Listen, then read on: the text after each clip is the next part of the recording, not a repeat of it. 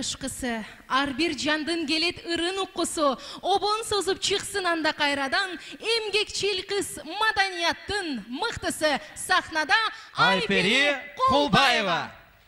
Эң алгачкы чыгарма Апамай деп жаңырат аккордеондун коштоосунда сөзү Анатай Өмүркановдуку, ону Эгемберди Талиповго таандык. Айпери Кулбаева, Апамай.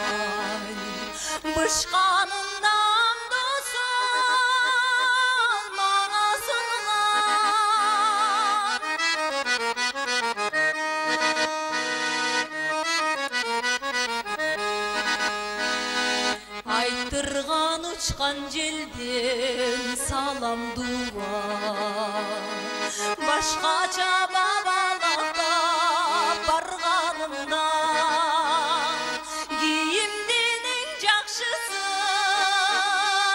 өзім арнап, тамақтың майлырағын берген маған, киімденің жақшысын өзім арнап,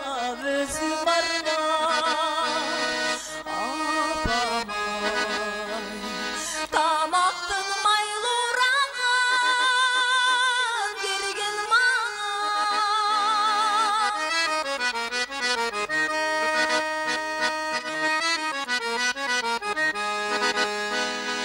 Ечбір жан мені сендей көтербеген, бір жаның мен деп қанша көзілбеген. Апамай қарусында мұқтап қалсам, ойға туалам бөдер жетілмеген. Апамай, апам, апам, апам, апам, апам, апам, апамай, ойға туалам бөдер жетілмеген. Апамай, апамай.